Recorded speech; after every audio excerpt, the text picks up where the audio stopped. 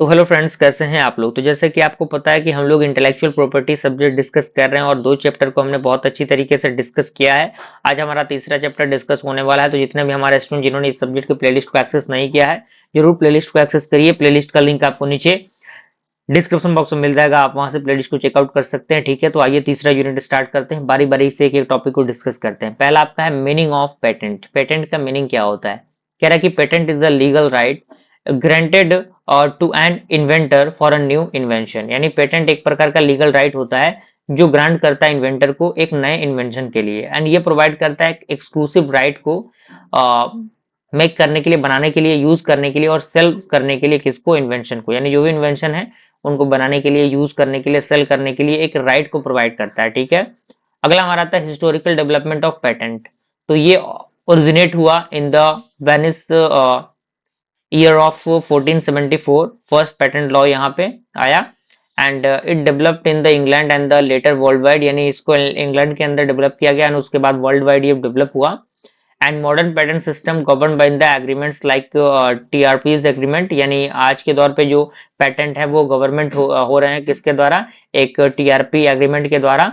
अगला हमारा आता है criteria for obtaining the patent. यानी पेटेंट को ऑब्टेन करने के लिए क्राइटेरिया क्या है। तो पहला यहाँ पे कह रहा है कि an invention must satisfy first of all is novelty, यानी new inventions. Second is that inventive step, यानी not obvious.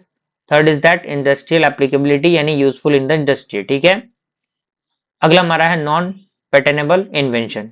It can not be patent, यानी ये पेटेंट नहीं हो सकता। Just like scientific discoveries, mathematical methods, business methods, traditional knowledge, natural substances. ठीक है, अगला हमारा आता है प्रोसीजर फॉर रजिस्ट्रेशन। रजिस्ट्रेशन का प्रोसीजर क्या है।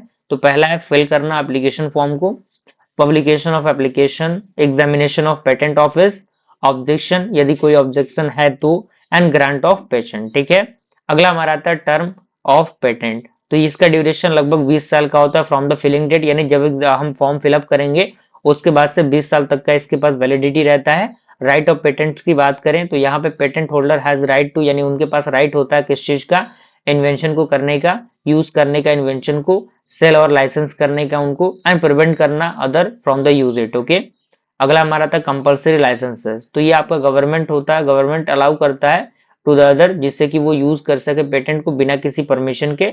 एंड ये कब दिया जाएगा, जब पब्लिक को नीड होगी और are not met. Okay, and high price and non working of patent. ठीक है, अगला हमारा था रिवोकेशन ऑफ पेटेंट। तो पेटेंट कैन बी कैंसल्ड, यानी पेटेंट कैंसिल हो सकते हैं यदि कोई not novel and wrong information provide हो तब, एंड यहाँ पे ये यूजफुल ना हो तब। ठीक है, चलिए अगला हमारा आता है इनफ्रिंजमेंट ऑफ पेटेंट। तो ये आपका अनऑथराइज्ड यूज होता है पेटेंट का, पेटेंट इन्वेंशन का। जैसे एग्जांपल मैन्युफैक्चरिंग बिना किसी परमिशन के, सेलिंग पेटेंट जो प्रोडक्ट लीगली होते हैं उनको। अगला हमारा आता है एक्सेप्शन ऑफ इनफ्रिंजमेंट, एक्सेप्शन टू इनफ्रिंजमेंट। तो ये अलाउड होते हैं किस चीज को यूज करने के लिए, रिसर्च एंड एक्सपेरिमेंट को, एजुकेशन पर्पस को, गवर्नमेंट के यूज के लिए। ठीक है, रेड रेमिडाइज फॉर इनफ्रिंजमेंट। तो इसके अंदर सिविल रेमेडाइज आता है जिसके अंदर injunction, stop to use and compensation, यानी कुछ कॉम्पेंसेशन देना पड़ता है। क्रिमिनल तो मैंने बता ही दिया था। पेटेंट ऑफिस एंड एप्लेटेड बोर्ड की बात करें तो patent office that is govern body that, यानी ये गवर्नमेंट का बॉडी होता है जो ग्रांट करता है पेटेंट को एंड एग्जामिन करता है एप्लीकेशन को। एंड अपीलेट बोर्ड की बात करें तो ये हैंडल करता है अपील्स को against the patent decision and disturb करता है related to the patent. Okay, तो इस तरीके से हम लोगों ने चैप्टर नंबर 3 को कंप्लीट किया।